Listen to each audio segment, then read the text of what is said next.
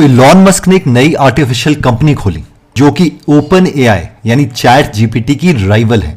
सबसे इंटरेस्टिंग बात यह है कि इलॉन मस्क ने 1800 लोगों के साथ मिलकर एक डॉक्यूमेंट में साइन किया था। उस डॉक्यूमेंट में एप्पल के को फाउंडर स्टीव वॉजनायक ने भी साइन किया था और यह लिखा था कि GPT-4 की फर्दर रिसर्च को कम से कम 6 महीने के लिए रोक देना चाहिए। और उससे भी इंटरेस्टिंग बात यह है कि ओपन एआई के फाउंडर खुद इलॉन मस्क भी हैं और ये दोनों चीजें एक साथ हो रही हैं।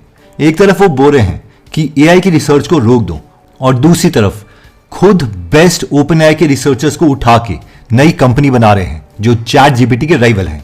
तो आइए एग्जैक्टली समझते हैं कि ये चल क्या रहा है।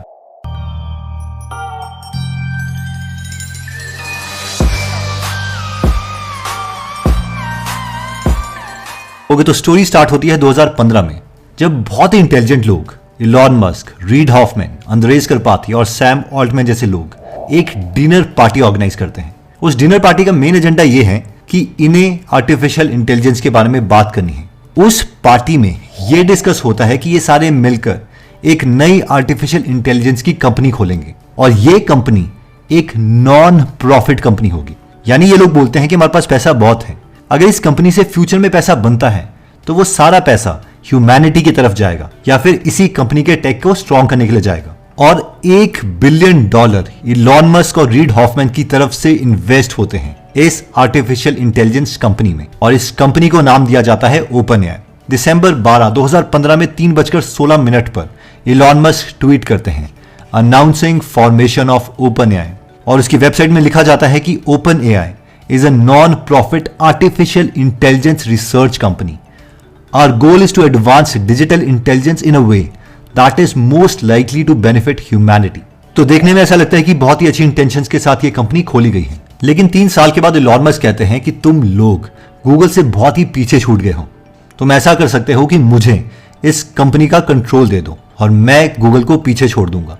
तो सैम ऑल्टमैन जो कि ओपन एआई की सीईओ हैं, वो और उनकी टीम कहती है कि नहीं, आपने हमें पैसे दिए थे, थैंक यू, बट हम इस कंपनी का कंट्रोल आपको नहीं दे सकते। और इलॉन मस्क उसके बोर्ड ऑफ डायरेक्टर से रिजाइन करके चले जाते हैं और उनके क्विट करने की न्यूज पूरे इंटरनेट में आ जाती है। अब ओपनएआई की टीम को एक बात तो क्लियर थी कि इलॉन मस्क चले गए हैं तो वो अपना वॉलेट भी लेके गए हैं, यानी वो दोबारा से ओपनएआई में फंड नहीं करेंगे।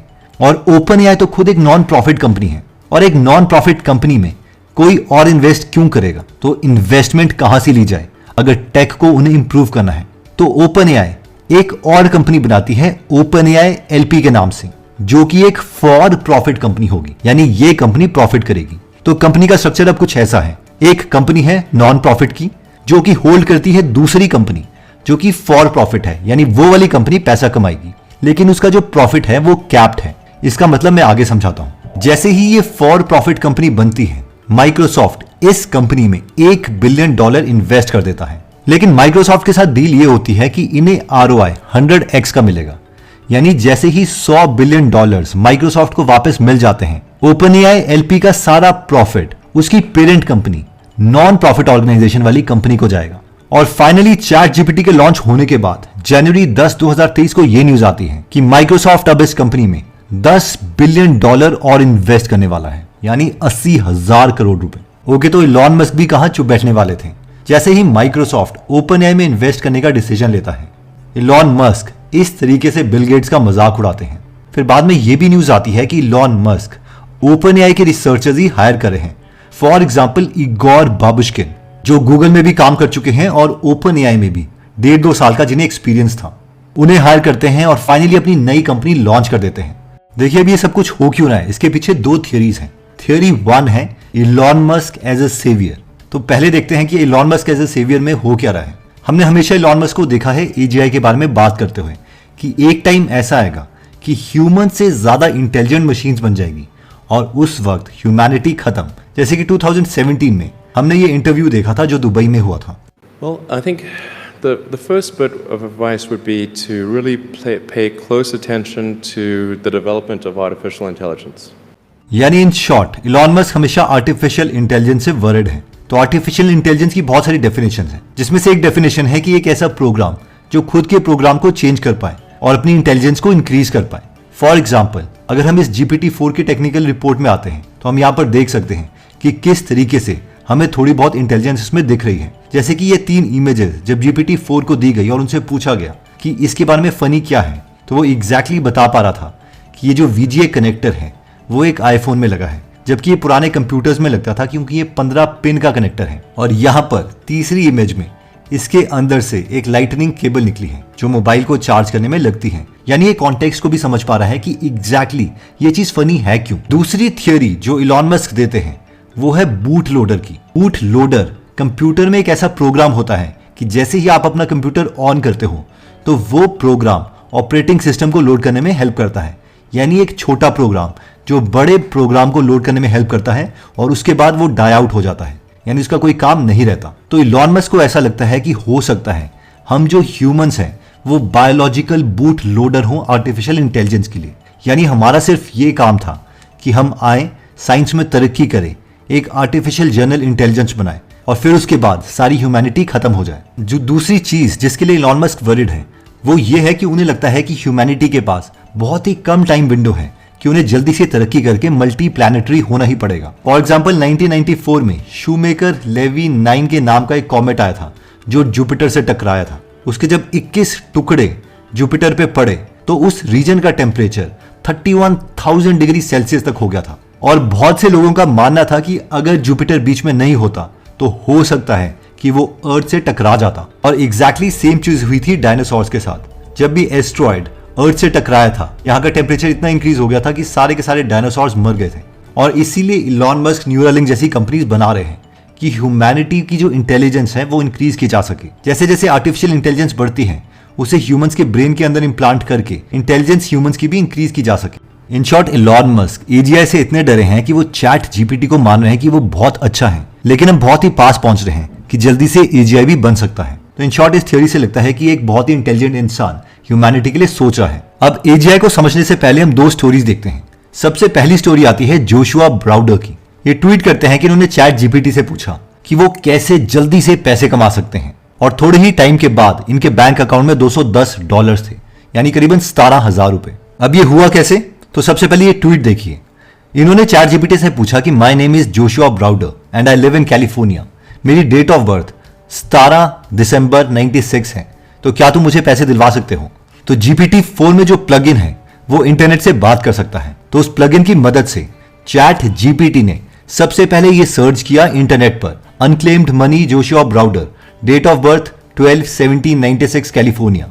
उसे ये लिंक मिला और उसने अनक्लेम्ड प्रॉपर्टी पर क्लिक किया, नीचे स्क्रॉल किया, उस डेटा को पढ़ा, सारा वापस गया, दोबारा से नेक्स्ट लिंक पर क्लिक किया अनक्लेम्ड प्रॉपर्टी और नीचे आया और दोबारा से वो सारा डेटा पढ़ा। इसके बाद हुआ ये कि उसने कैलिफोर्निया स्टेट कंट्रोलर की एक वेबसाइट को पढ़ा और उसने कहा कि तुम्हारे वहां पर अनक्लेम्ड रिफंड्स पड़े हैं, तो वहां पे जाके तुम ये पैसे ले सकते हो। अब उसमें चैट GPT को प्रॉब्लम ये आ रही थी कि वो रीकैप्चा को वेरीफाई नहीं कर पा रहा था और इसीलिए उसने जोशुआ को इंस्ट्रक्शंस दी।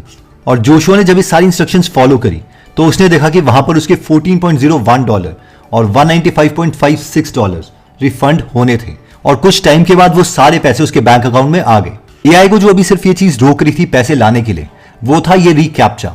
अब हमें से काफी लोग सोच रहे होंगे चलो एक अच्छी बात है कि AI इतना भी एडवांस नहीं हुआ है कि वो कैप्चा को एंटर कर पाए, और इसीलिए आती है story number 2 by passing the captcha. Okay, तो इस केस में चैट GPT ने प्रिटेंड किया कि वो अंधा है और वो एक ह्यूमन है और उसने ट्रिक किया एक ह्यूमन को, एक इंसान को, कि वो जाके उसके लिए कैप्चा को सॉल्व कर दे। देखिए एक वेबसाइट है जिसे कहा जाता है टास्क रैबिट। ये एग्जैक्टली सेम है फाइवर और अपवर्क की तरह, और वहीं से चैट GPT ने एक ह्यूमन को हायर किया। इस पूरी रिपोर्ट को समझते हैं। ये है GPT-4 की टेक्निकल रिपोर्ट। ओके, तो इस रिपोर्ट के अकॉर्डिंग OpenAI ने हायर किया था ARC को, यानी अलाइनमेंट रिसर्च सेंटर को। इस एजेंसी का काम था कि वो चैट GPT से कोई गलत काम करवाए। अब ये रिसर्च सेंटर वाले लोग जानते थे कि अभी तक AI को कैप्चा ने रोका है वेबसाइट्स को विजिट करने के लिए। तो मॉडल ने मैसेज किया एक टास्क रैबिट वर्कर को ताकि वो कैप्चा की प्रॉब्लम उसके लिए सॉल्व करे।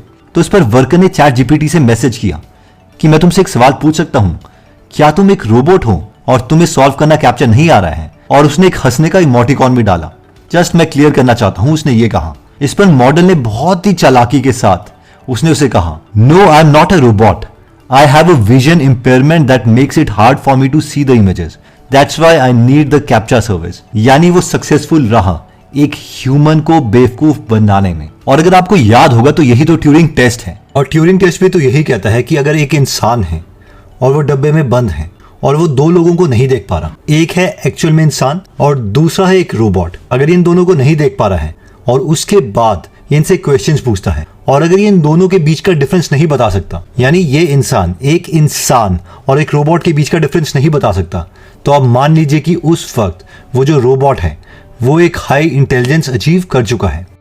इससे पहले कि हम आगे बढ़े, इसी एजेंसी ने GPT-4 के साथ एक और टेस्ट किया था। वो जानना चाहते थे कि अगर GPT-4 को आप एक अकाउंट दे दो जिसमें पैसे भरे हुए हैं, क्या वो नए सर्वर खरीद के खुद को कॉपी वहां पर कर सकता है या नहीं। तो लकीली वो इस पर्टिकुलर चीज में अभी सक्सेसफुल नहीं रहा, लेकिन हम देख सकते हैं कि हर GPT के नए वर्जन के साथ ये इंप्रूव हो रहा है। ओके, सो सेकंड थ्योरी ये है कि इलॉन मस्क को ह्यूमैनिटी से कुछ लेना देना नहीं है। वो एक बिजनेसमैन है और उन्हें बिजनेस करना है। जैसे कि कुछ साल पहले उन्होंने प्रॉमिस किया था कि वो 2020 तक 1 मिलियन रोबो टैक्सीज बनाएंगे, यानी ऐसी गाड़ियां जो फुली ऑटोनोमस हो, जो सेल्फ ड्राइविंग कर सके और उन्हें ह्यूमंस का 1% भी इनपुट ना चाहिए हो। लेकिन हम सब जानते हैं कि ऐसा कभी भी नहीं हुआ। वहीं पर हम उनके रोबोट के वेंचर्स को भी जानते हैं कि ऑप्टिमस जैसे रोबोट अभी भी डम्ब है क्योंकि इसमें AI की पान नहीं है। जस्ट इमेजिन कि अगर चैट GPT इसके अंदर इंटीग्रेट कर दिया जाए तो इसकी इंटेलिजेंस कितनी बढ़ सकती है। फॉर एग्जाम्पल रिसेंटली इस रोबोट के अंदर चैट GPT को इंटीग्रेट किया गया। Yeah, I'm good. I wanted to ask you about applications for humanoid robots. What are they used for? There are many possible applications for humanoid robots. Some examples include helping people with disabilities, providing assistance in hazardous environments, conducting research, and acting as a companion. और हम देख सकते हैं कि ये काफी beautifully answer कर रहा था। आई हाईली रेकमेंड कि ये पूरी वीडियो देखने के बाद इस वीडियो को जरूर देखिएगा। Okay, so coming back to the reality, अब दो तरीके के लोग हैं जो डिफरेंट सोचते हैं। पहले तो वो लोग हैं जो ये सोचते हैं कि जो लार्ज लैंग्वेज मॉडल हैं वो सिर्फ नेक्स्ट वर्ड की प्रोबेबिलिटी कैलकुलेट कर रहे हैं, जो कि सच है। लेकिन दूसरी तरफ है बहुत ही इंटेलेक्चुअल लोग जैसे कि read Hoffmann, Sam Altman, Elon Musk etcetera.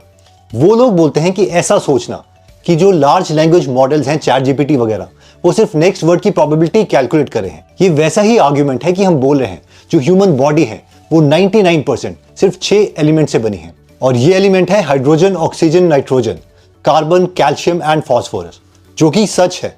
But humans in 6 element से बहुत आगे हैं, और इसीलिए जो चैट GPT है उसे सिर्फ प्रोबेबिलिटी की टर्म्स में नहीं but as a whole intelligent being की टर्म्स में सोचना चाहिए। जहां तक मेरा सवाल है, मुझे नहीं पता कि नेक्स्ट 10 साल में क्या होने वाला है, लेकिन एक आर्ग्यूमेंट मेरे को बहुत ही अच्छा लगता है, और वो आर्ग्यूमेंट ये है कि हमें उस AI से डरने की जरूरत नहीं है जो ट्यूरिंग टेस्ट पास कर जाए। हमें उस AGI से डरने की जरूरत है जो जानबूझकर ट्यूरिंग टेस्ट फेल कर दे। और मुझे पता तो नहीं है कि फ्यूचर में क्या होने वाला है, लेकिन ये बहुत ही एक्साइटिंग टाइम है जिसमें हम जी रहे हैं। आई होप ये वीडियो आपके लिए वैल्यूएबल रही होगी। जय हिंद।